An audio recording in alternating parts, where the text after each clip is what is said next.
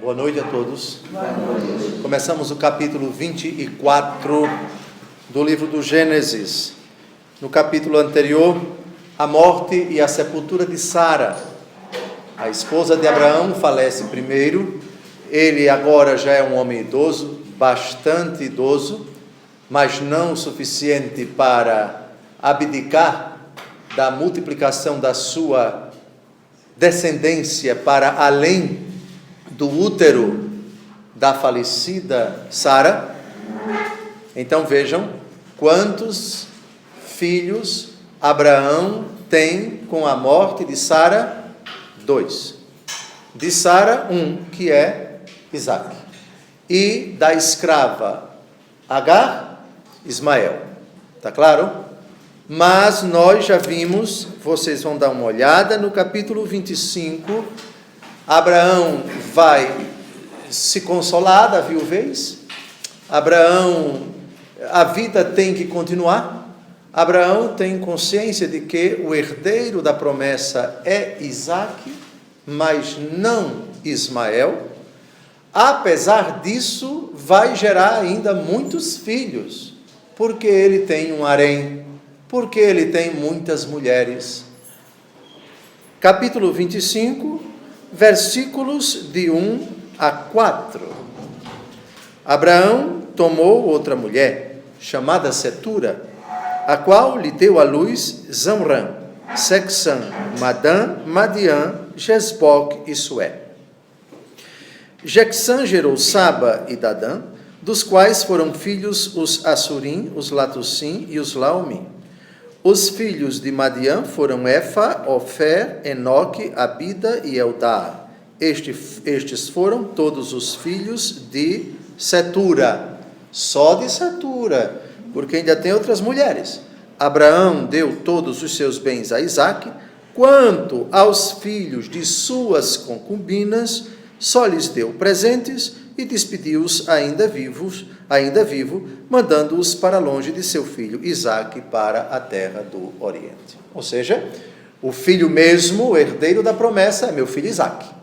Os outros, filhos das outras mulheres, das concubinas de Setura e das outras, sim, são meus filhos, vão receber presentes, mas desapareçam daqui. Puxa vida, que desumanidade, com os critérios de hoje, talvez, mas lembrem-se que estamos diante do patriarca que recebeu do próprio Deus a garantia de que a sua descendência se multiplicaria e o herdeiro da promessa, a promessa de fazer um povo, uma grande multidão, não residiria nem em Ismael, nem nesses outros filhos de Abraão, mas tão somente na pessoa de Isaque. Bem, o capítulo 24, eu penso que o título da Bíblia, Ave Maria, sintetiza bem do que é que ele trata. Abraão está idoso, ele é que vai cuidar do casamento do seu filho. Conforme o costume da época, o casamento entre os filhos era fruto do acordo entre os pais. Mas nós temos uma razão para que Abraão mande buscar a futura esposa tão longe. Vamos dar uma olhadinha no mapa para nós vermos onde Abraão está. Abraão está em Bersabeia. Muito bem. Abraão está mais ou menos por aqui, na península do Sinai. Lembrem-se que ele viveu um certo tempo em Hebrom, que está por aqui, entre Berseba e Jerusalém. E Arã, olha aqui lá em cima. Ur da Caldeia está mais ou menos por aqui. Essa é a região da Mesopotâmia, Babilônia antigamente, não é? O rio Tigre, o rio Eufrates. Ele nasceu mais ou menos por aqui. Ur da Caldeia está aí, tem o nome, está mais ou menos aqui, é aqui. Aqui, Ur da Caldeia. Bagdá hoje mais ou menos é por aqui.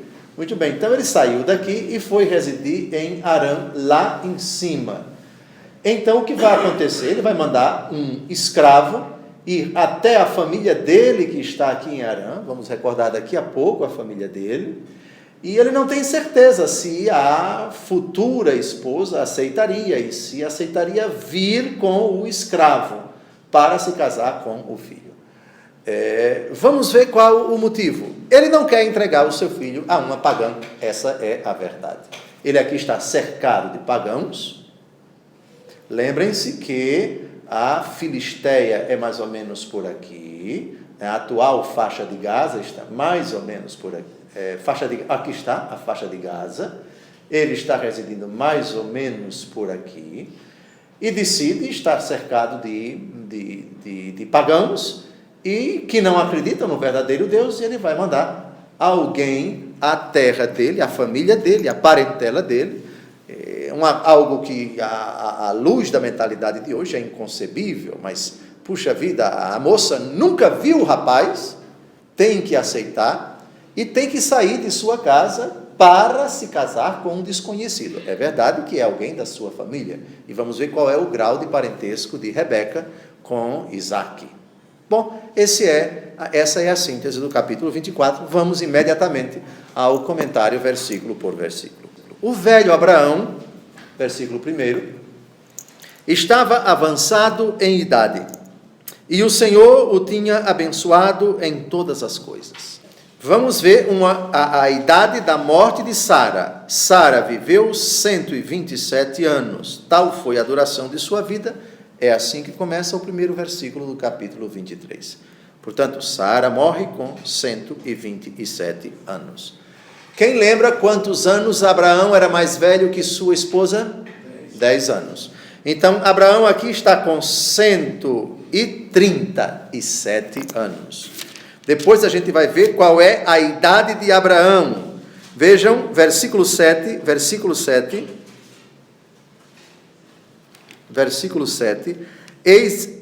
Gênesis 25, 7, a idade de Abraão, quando ele morreu. Eis a duração da vida de Abraão, ele viveu 175 anos. Então ele viveu ainda mais um pouquinho, não é? Para gerar esses filhos que são citados no começo do capítulo 25, que já citamos ainda há pouco. Bem, então essa é a idade. Então, o velho Abraão tem 10 anos a mais que sua esposa que acabara de falecer. Então, ele está aqui com 137 anos. Versículo 2. Abraão disse ao servo mais antigo de sua casa, que administrava todos os seus bens: mete tua mão debaixo de minha coxa. Quero que jures pelo Senhor Deus do céu e da terra, que não escolherás para a mulher de meu filho nenhuma das filhas dos cananeus, no meio dos quais habito, mas irás à minha terra, à minha parentela, e lá escolherás uma mulher para o meu filho Isaque. Temos várias coisas aqui que temos que fazer algumas ilações. A primeira delas, se um escravo, vejam, Abraão está avançado em idade, viúvo. Se ele tem um escravo que cuida das coisas dele e não o seu filho, qual é a conclusão que parece lógica? Que o seu filho ainda não é maior de idade. Que o seu filho ainda não tem a idade para cuidar do patrimônio do pai. Parece lógica parece lógico esse pensamento. Lembram-se vocês quando tratamos do sacrifício de Isaque? Tergiversou-se qual é a idade do menino, enfim, quando Abraão levou para o Monte Moriá, só ilações, a gente não sabia da idade, se tratava de um garoto de 12 anos de idade, um garoto de 13 anos de idade, enfim, o fato é que parece, já que estamos tratando de um escravo que cuida do patrimônio do velho Abraão, é que o garoto, filho dele, ainda não estava em idade suficiente para cuidar do patrimônio. Bem, essa é a primeira ilação, não é uma afirmação, por favor. Servo mais antigo. É lógico que dentre os criados, entre os vassalos, o mais velho, que certamente gozava da confiança irrestrita de Abraão, tinha essa prerrogativa, cuidar do patrimônio do velho idoso Abraão. O nome dele, vamos tentar descobrir, voltemos ao capítulo 15, por favor, capítulo 15, Quando Abraão, digamos assim, se dirige a Deus reclamando: eu estou em idade avançada, até agora minha esposa não deu um filho. Isso antes do nascimento de Ismael. Antes do nascimento de Ismael. Vejam os versículos de 1 a 2, Gênesis 15. Depois desses acontecimentos, a palavra do Senhor foi dirigida a Abrão numa visão nestes termos: nada temas, Abrão, eu sou o teu protetor, tua recompensa será muito grande. Agora vai aparecer o servo que cuidava do patrimônio de Abraão. Abraão respondeu: Senhor Javé, que me dareis vós? Eu irei sem filhos, e o herdeiro de minha casa é Eliezer de Damasco. Aqui está o nome do escravo. Ora, um homem que morreria sem filhos, o patrimônio dele ficaria para o escravo mais velho. Então ele aqui reclama: Eliezer de Damasco. Damasco é Síria. É um país onde Abraão só passou de raspão. Vindo de Arã, lá em cima, parece que havia uma outra cidade de Arã, mas chamada depois, porque, em homenagem à família de Abraão, foi de raspão, porque ele passou direto para a Terra Santa, para a atual Israel. Bem, então nós já sabemos, volte para Gênesis 24, nós já sabemos o nome desse criado a quem Abraão deu esta tarefa. Ele administrava todos os seus bens. Ô Dom José, que gesto mais insólito esse? Mete tua mão debaixo de minha coxa. Quero que jures pelo Senhor, Deus do céu e da terra, que não escolherás para a mulher, etc, etc. Ô Dom José, colocar a mão debaixo dos órgãos genitais de uma pessoa e jurar? Sim, era assim. O que é que está por detrás disso? Os órgãos genitais, na mentalidade antiga, era onde se concentravam os poderes procriativos, também ainda hoje, evidentemente, os poderes procriativos. Então, a força do homem, a autoridade do homem, não é? A liderança do homem, todo o poder do homem está não somente em decidir, mas também em gerar. Então, na mentalidade da época, por favor, ninguém ria, mas o juramento era assim: coloque sua mão aqui na minha genitália, ou lá, debaixo dos meus órgãos, debaixo de minha coxa. É um eufemismo para dizer, enfim, coloque as mãos aqui. Bem, a mão debaixo da coxa. Esse gesto voltará a ser feito por um neto de Abraão. Nós já sabemos o nome dele, Jacó. Vamos ao capítulo 47, Gênesis 47, vamos ver esse gesto de novo. Gênesis 40, não, aqui é José. Jacó é um pouco antes, a gente vai ver Jacó depois. Gênesis 47, de 28 a 29. Jacó viveu ainda 17 anos no Egito. A duração de sua vida foi de 147 anos, e aproximando-se do seu termo os dias de Israel, chamou seu filho José e disse-lhe: se achei graça diante de teus olhos, mete, rogo-te, tua mão debaixo de minha coxa e promete-me com toda a bondade e fidelidade que não me enterrarás no Egito, e segue.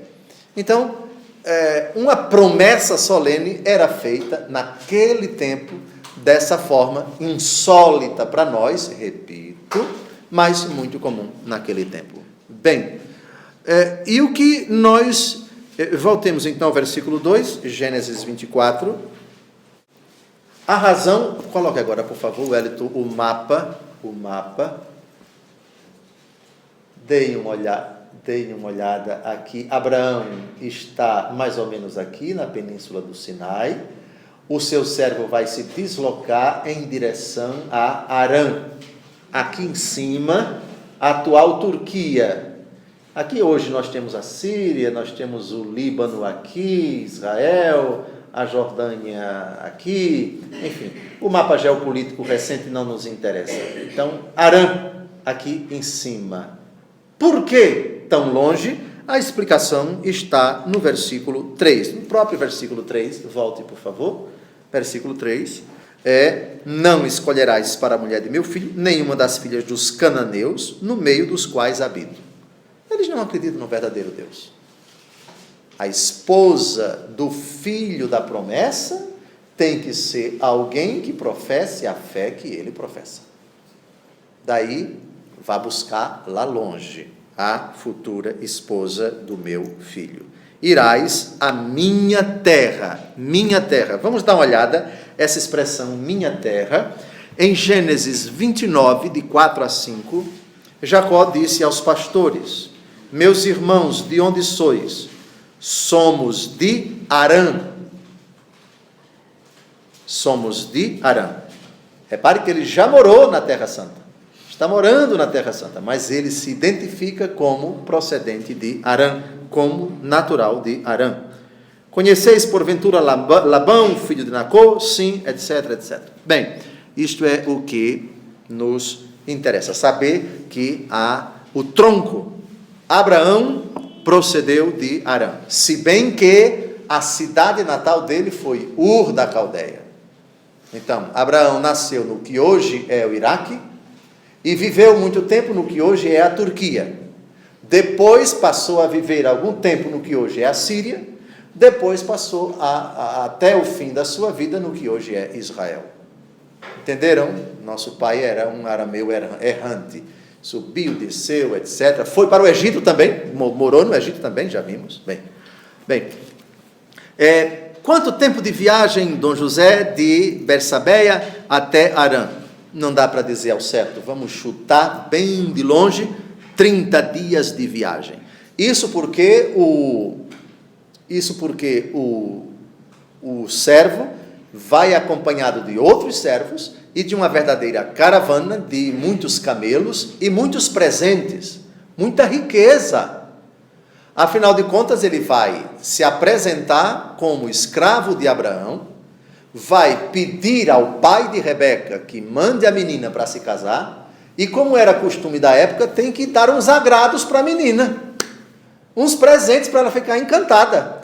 Mas isso está comprando o coração dela. Não é, isso é linguagem nossa, esqueça isso. Era costume na época que quando alguém ia pedir a mão do casamento da filha para o seu filho, presenteasse. Esse era o costume daquele tempo. E a menina vai receber presente caro, e muito caro.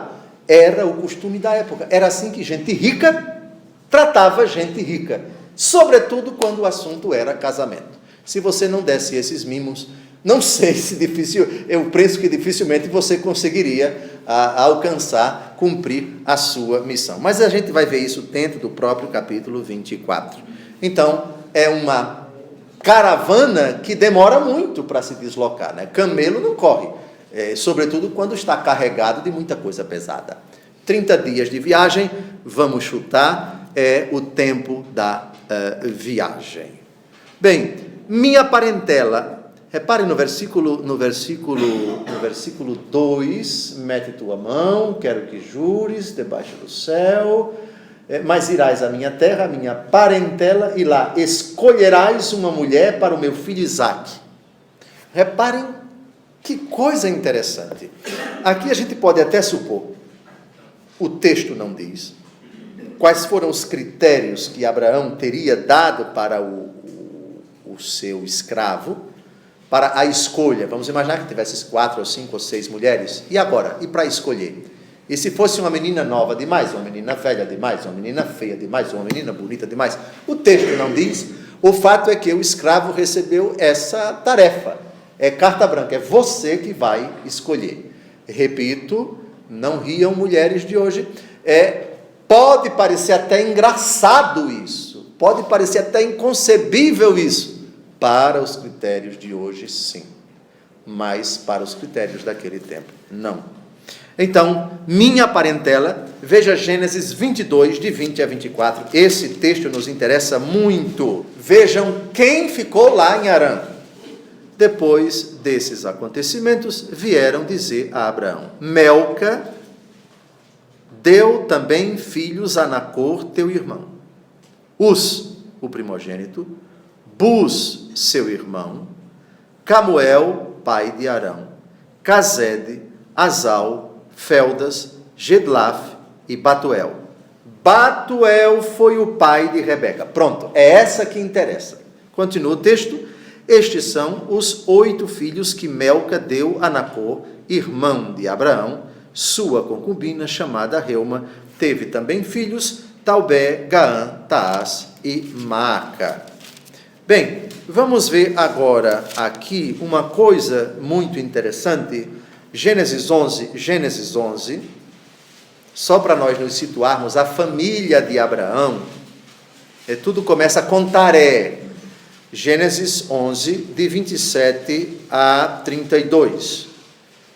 Essa é a família de Abraão antes de ele sair de Ur da Caldeia. Então, vamos lá, Gênesis 11, de 27 em diante. Eis a descendência de Taré. Taré gerou Abrão, Nacor e Arão. Muito bem, é de Nacor que vai sair Rebeca, viu? Lembrem-se desses 3. Abrão, Nacor e Arão. Arão gerou Ló.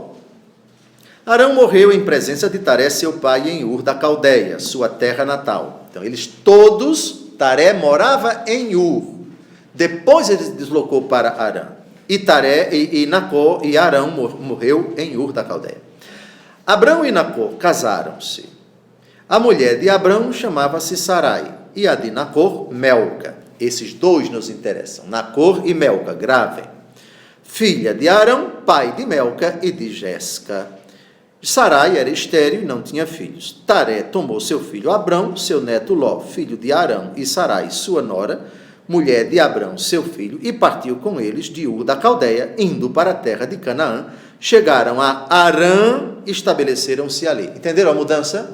Então saíram do atual Iraque e foram para a atual Síria. Bem, e todo o tempo da vida de Taré foi de 205 anos e morreu em Arã, etc.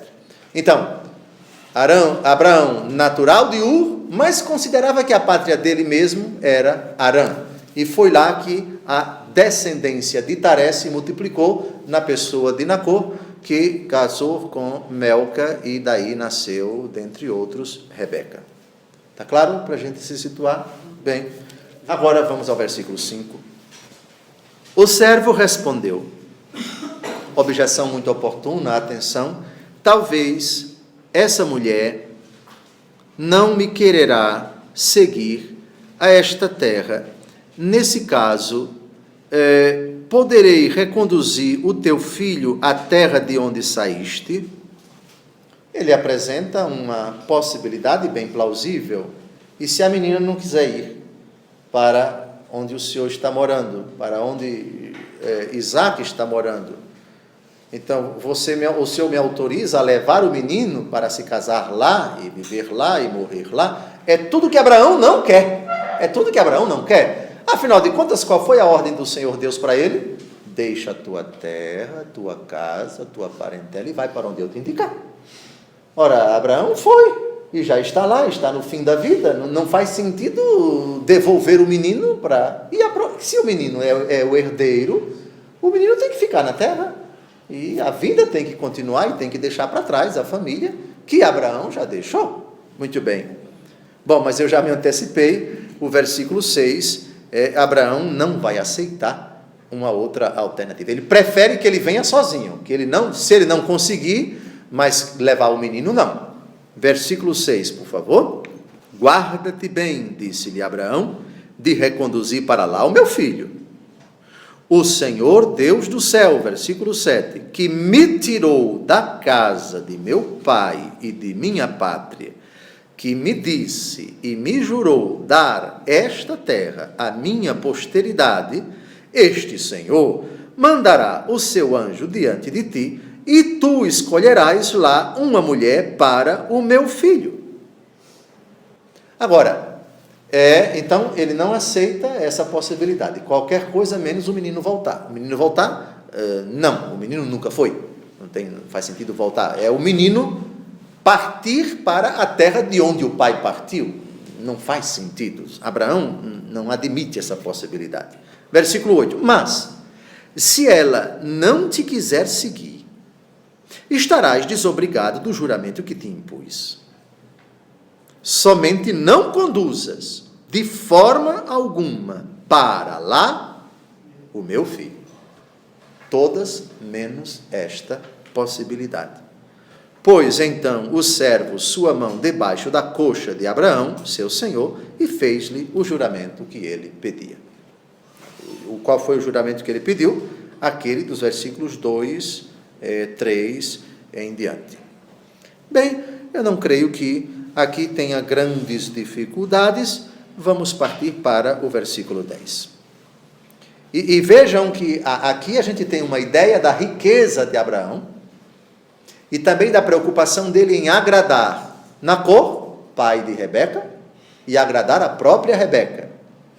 São escravos que vão partir em caravana, mas com uma verdadeira fortuna. Por favor, versículo 10. E tendo tomado 10 camelos do rebanho de seu senhor, partiu, levando as mãos cheias da riqueza de Abraão. Bem, vamos ver agora aqui a cidade de Nacor. De novo, é importante que a gente centre as atenções em Harã. Gênesis 11, de 31 a 32. Taré tomou seu filho Abrão, seu neto Ló, filho de Arão, e Sarai, sua nora, mulher de Abrão, seu filho, e partiu com eles de Ur da Caldeia, indo para a terra de Canaã. Chegados a Harã, estabeleceram-se ali. Todo o tempo da vida de Taré foi de 205 anos e morreu em Harã. Bem, vamos agora a Gênesis capítulo 12, versículo 4. Harã de novo aparece. Abrão partiu como o Senhor lhe tinha dito, e Ló foi com ele. Abrão tinha 75 anos quando partiu de Harã. E finalmente, Gênesis 27, 43. Escuta-me, pois, meu filho, vai e foge para junto de Labão, meu irmão, em Harã. Jacó aqui está fugindo da ira do seu grande inimigo. Quem foi? Esaú, que vendeu o direito de primogenitura por um prato de lentilhas e depois se revoltou contra ele, contra a mãe, não é? E a coisa ficou realmente feia. E aí ele foge para a terra da família dele, até que as coisas se acalmassem. Bem, as riquezas de Abraão, voltemos a Gênesis 24. Gênesis 24. Lá no versículo 22, vamos dar uma pulada para o versículo 22. Quando os camelos acabaram de beber, o homem tirou um anel de ouro, pesando meio siclo, e 2 braceletes de ouro, pesando 10 siclos. Ele vai dar o primeiro agrado à menina, à jovem Rebeca, à virgem, à donzela Rebeca. Bem, então, nós temos aqui uma intenção bem clara de Abraão. Você vai levar essa riqueza toda para agradar ao pai da menina e agradar a própria menina. E não me venha aqui sem ela. É o que tiramos das entrelinhas. Bem, versículo 10, então vamos seguir adiante. E pôs-se, ainda no final do versículo 10, e pôs-se a caminho, andando para a Mesopotâmia, para a cidade de Nacor. Cidade de Nacor, já sabemos qual é? Harã. Muito bem. Versículo 11. E pôs-se a caminho. Parece que do versículo 10 para o versículo 11, no versículo 11, ele já chegou.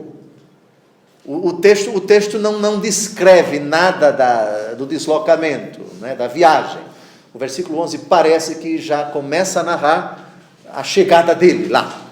Todo mundo cansado, todo mundo com sede, e fez descansar os camelos fora da cidade, perto de um poço. Era pela tarde, a hora em que saíam as mulheres para buscar água. Essa cena insólita lembra que passagem do Evangelho? A samaritana, perfeitamente. Versículo 11, então. Versículo 12. Aqui o escravo vai fazer uma prece curiosa a Deus. Curiosa, a gente vai entender por quê. Senhor, disse ele, Deus de Abraão, meu Senhor, fazei-me encontrar hoje o que desejo, e manifestai vossa bondade para com meu senhor Abraão. Eis-me aqui de pé, junto desta fonte, onde as filhas dos habitantes da cidade virão buscar água.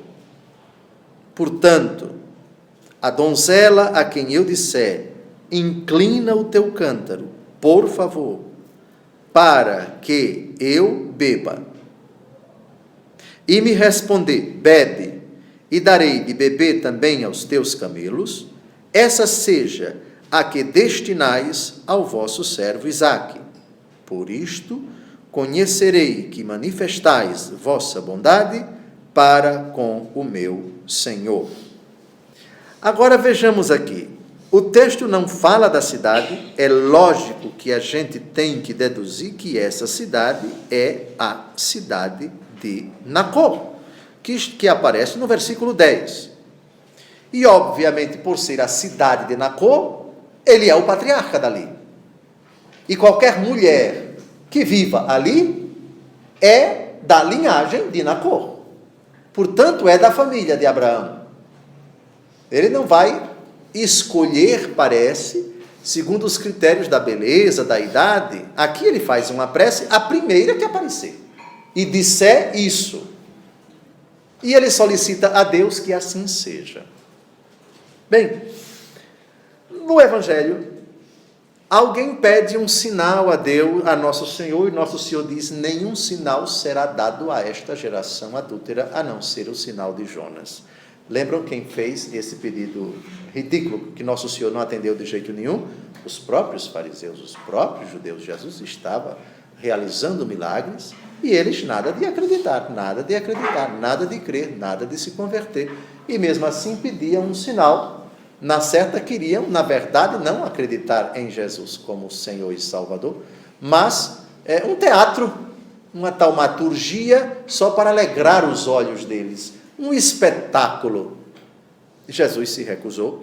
Em Mateus 12, de 38 a 39, não vamos ver o texto. Nenhum sinal será dado a esta geração adúltera, a não ser o sinal de Jonas. Parece, porém, que aqui não estamos diante de um pedido dessa natureza, até porque o começo da oração do escravo, no versículo 12, é Senhor, Deus de Abraão, meu Senhor, fazei-me encontrar hoje, etc. O Deus do meu patrão é o meu Deus. O Deus do meu Senhor é o meu Deus. Então estamos aqui diante de um escravo crente, de um escravo que acredita no verdadeiro Deus, de um escravo que não está colocando Deus à prova de forma pejorativa.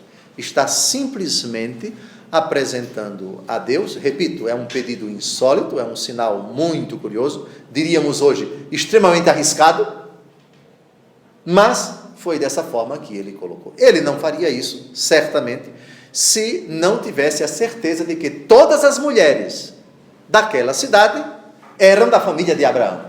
Não fora assim, não faria nenhum sentido fazer esse tipo de pedido a Deus tão, aspas, arriscado.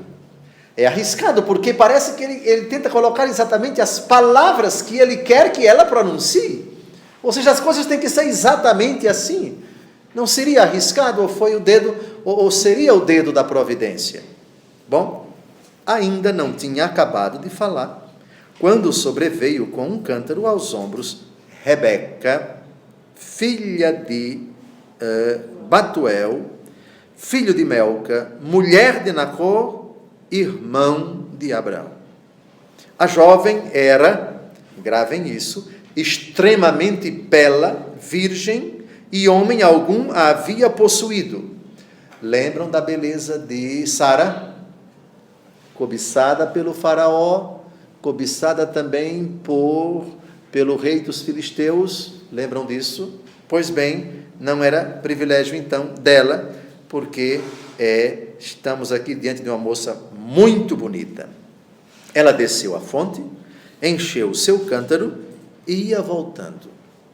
O servo correu-lhe ao encontro e disse-lhe: queres dar-me de beber um pouco da água de teu cântaro? Bebe, meu senhor. Respondeu ela, e prontamente inclinou o cântaro sobre o seu braço para lhe dar de beber. Tendo ele bebido, ela disse: vou buscar água também para os teus camelos, para que todos bebam. E despejando o seu cântaro no bebedouro, correu a buscar água de novo na fonte para todos os camelos. O homem contemplava em silêncio, curioso por saber se o Senhor tinha ou não tornado feliz a sua viagem. Vamos comparar agora aquilo que ele pede a Deus, que a primeira mulher que apareça diga para ele. Vejam o que é que ele deseja, o que é que ele espera dela. Versículo 14: bebe e darei de beber também aos teus camelos. Versículo 18: bebe, meu Senhor. E continuando no versículo 19: vou buscar água também para os teus camelos, para que todos bebam. Bom, literalmente ela não disse, mas o espírito daquilo que ela disse parece que bate com aquilo que o escravo desejaria, né? Então ele interpretaria: esse é um sinal de Deus, essa é a moça que Deus escolheu para ser a esposa de Jacó. Bem, vamos, versículo 22. Quando os camelos acabaram de beber, o homem tirou um anel de ouro, pesando meio siclo, e 2 braceletes de ouro, pesando 10 siclos. E disse a jovem: dize-me, por favor, de quem és filha? Haveria na casa de teu pai um lugar para passarmos a noite? Eu sou filha de Batuel, respondeu ela, o filho de Melca, que ela deu à luz a Nacor. Aqui o que salta aos olhos, primeiro, no meu entendimento, é a simplicidade do diálogo. Parece que estamos diante de uma moça extremamente gentil, educada, hospitaleira, que nunca tinha visto esse homem e que, malgrado essa situação, é um desconhecido, mas está com fome, está com sede, os seus animais também precisam de água, etc, etc. Então, já temos aqui não somente qualidades físicas da jovem Rebeca, mas também qualidades morais. Voltemos ao versículo 22, porque agora, a título, à guisa de informação curiosa, sobretudo para as mulheres que gostam de se embonecar, vamos ver como eram os ornamentos usados pelas mulheres daquele tempo. Os ornamentos eram utilizados pelas mulheres, atenção, senhoras mulheres, na testa, no nariz, sim, aquilo que hoje nós entendemos por piercing, já existia naquele tempo, no nariz, nas orelhas, nos braços, nos dedos, no pescoço, no colo e nos tornozelos. Então estamos diante de uma mentalidade feminina, o mundo bíblico bem antigo. As moças eram muito vaidosas, se embonecavam muito bem, se emperequetavam muito bem. E vamos aos textos. Primeiro, Gênesis 24, 22, já vimos. Vamos agora ao versículo 47. Perguntei-lhe então de quem era filha. Ela respondeu-me: sou filha de Batuel, filho de Nacor, que Melca lhe deu à luz. Eu, pois, coloquei o anel em suas narinas e os braceletes em seus punhos. Bracelete. E aqui nas narinas, olha que curioso, piercing, hoje, é na verdade uma atualização desse tipo de ornamento curioso, né? Esses anéisinhos nas narinas. Pulemos agora para o livro do Êxodo 32, de 2 a 3. Arão respondeu-lhes: tirai os brincos de ouro que estão nas orelhas de vossas mulheres, vossos filhos e vossas filhas, e trazei-mos. Tiraram todos os brincos de ouro que tinham nas orelhas e trouxeram-nos a Arão, etc, etc, etc. É o episódio triste, vergonhoso, horroroso da fabricação do bezerro de ouro, né? Do bezerro de ouro. Arão, irmão de Moisés, fez essa presepada, essa marmotada Bom, eu citei o texto somente para dizer que as mulheres hebreias usavam brincos de ouro, não era brinco qualquer não era bijuteria não, era brinco de ouro. Pois bem, já que vai ser vaidoso, seja vaidoso logo com coisa cara, né? É o povo hebreu. Juízes, capítulo 8, versículo 24. E ajuntou: tenho pedido a vos fazer que cada um de vós me dê as argolas de vosso despojo. Os inimigos que eram os ismaelitas usavam argolas de ouro. Argola, viu? É aqui, no pescoço. Aliás, certas tribos da África, hoje a gente vê pela internet, revistas, enfim, documentários, certas tribos da África, é questão de orgulho para as mulheres. Quanto mais argola você tem no pescoço, mais admirada você é, mais bonita você fica. E algumas até ficam com os pescoços esticados aqui, com 7, 8 argolas de ouro, de argolas aqui. É um tipo de ornamento feminino tão antigo quanto a Bíblia. Argolas aqui no pescoço. Outro tipo de ornamento. Mulheres, saibam que os ornamentos de vocês hoje não tem nada de novidade, viu? É tudo uma atualização do que as mulheres do passado já faziam. Vamos ao livro de profeta Isaías, capítulo 3, também para ilustrar os ornamentos das mulheres do mundo bíblico.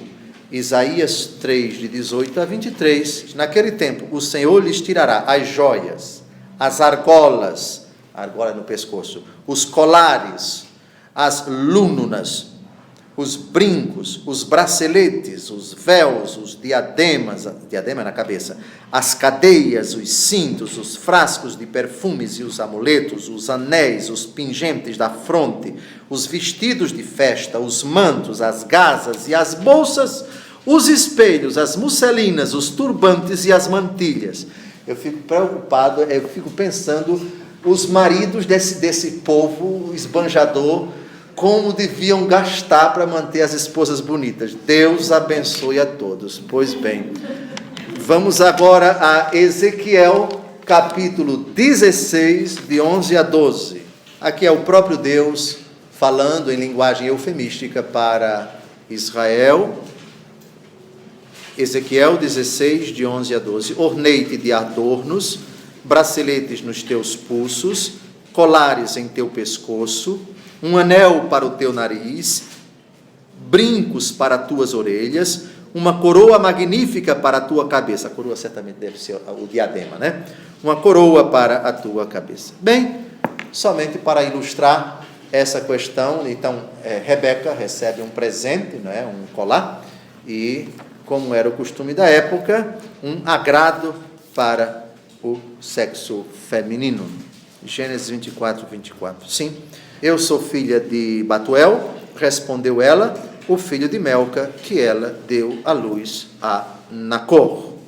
E ajuntou: há em nossa casa palha e forragem em abundância, e também lugar para passar a noite. Menina educada, menina polida, menina hospitaleira. O texto não diz que o servo se apresentou como enviado por Abraão, vai dizer daqui a pouco. Bendito seja, exclamou ele, o Senhor, o Deus de Abraão. Aqui ele identifica o Deus de Abraão, meu Senhor, que não faltou a sua bondade e a sua fidelidade para com ele. O Senhor conduziu-me diretamente à casa dos parentes de meu Senhor.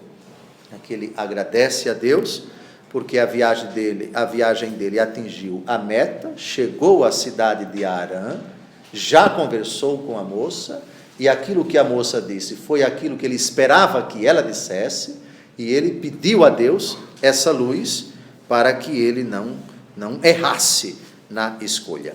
A jovem foi correndo contar à sua mãe tudo o que se tinha passado. Rebeca, versículo 29, tinha um irmão chamado Labão. Já vimos lá na genealogia, ainda há pouco, Labão, irmão dela. Este apressou-se em ir ao encontro do homem que se encontrava junto da fonte. Ele tinha visto o anel e os braceletes nas mãos de sua irmã, e ouvido a narração de sua irmã Rebeca. Esse homem me disse isso e aquilo. Foi ele, pois, ao encontro do estrangeiro e o achou perto dos camelos na fonte. Vem, bendito do Senhor, disse ele, porque permaneces aí fora? Preparei a casa e um lugar para os camelos. Bem, agora me permitam aludir aqui a uma informação curiosa.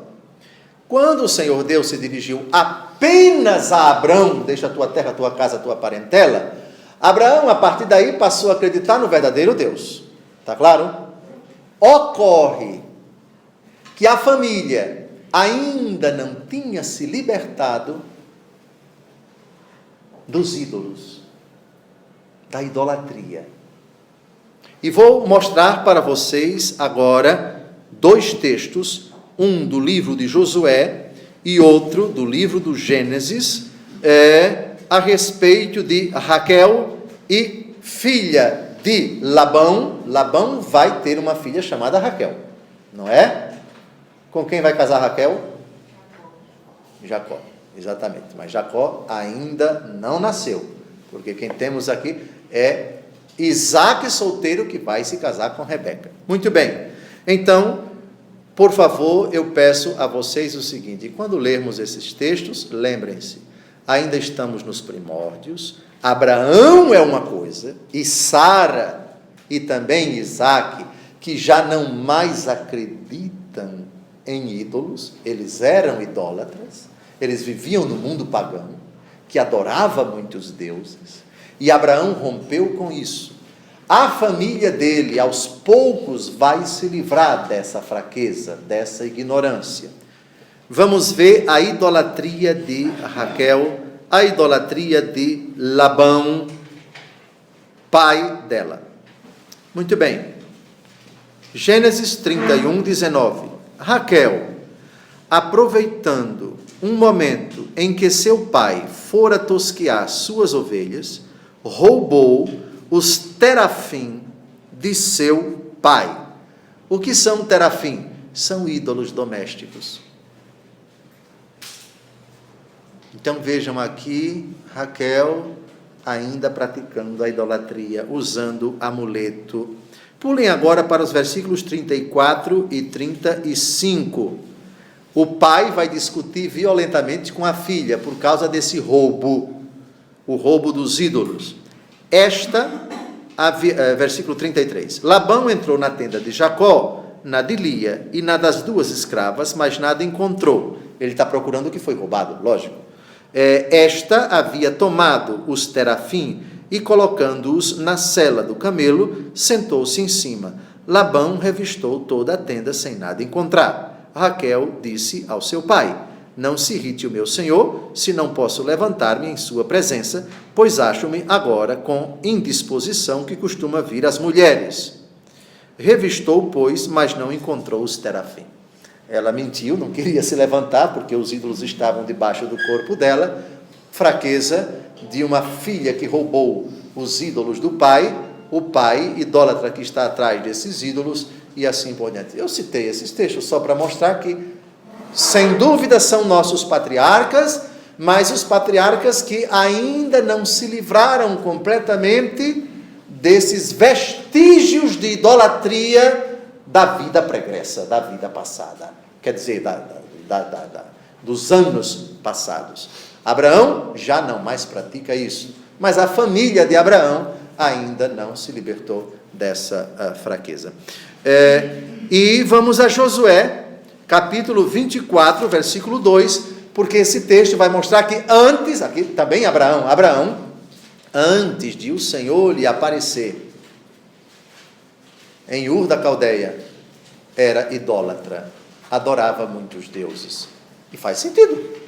Se antes ninguém tinha aparecido para ele, se antes ninguém tinha dito para ele que só havia um único Deus, era perfeitamente plausível, compreensível que um homem fruto da época, inserido numa cidade idólatra, numa cidade pagã, numa cidade que acreditava em muitos deuses, que ele adorasse também muitos deuses, o nosso pai Abraão. Josué, capítulo 24, 4, vamos ler versículos de 1 a 2. Versículos de 1 a 2.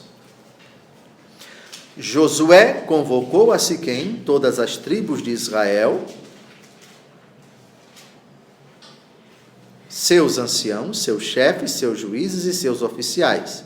Eles apresentaram-se diante de Deus e Josué disse a todo o povo, é agora o que nos interessa: eis o que diz o Senhor Deus de Israel: outrora, vossos ancestrais, Taré, pai de Abraão e de Nacor, habitavam além do rio e serviam a deuses estrangeiros.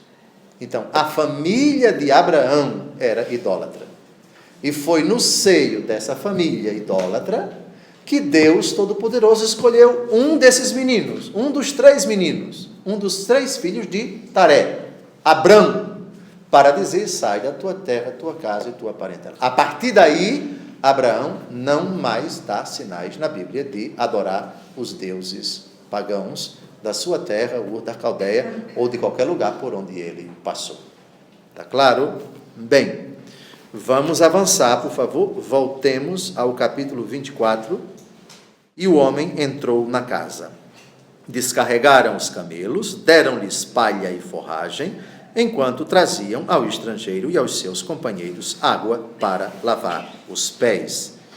Serviu-se-lhe em seguida de comer, mas ele disse: não comerei nada, enquanto não expuser o que eu tenho a dizer. Fala, disse Labão. Como já estamos a 55 minutos do nosso início, me permitam parar aqui, para retomarmos no próximo sábado, se Deus quiser, a continuação desse longo capítulo, 67 versículos, um dos maiores capítulos da Bíblia, do Antigo Testamento e também da Bíblia, e para chegarmos até a cena do encontro de Isaac com a linda virgem, donzela Rebeca.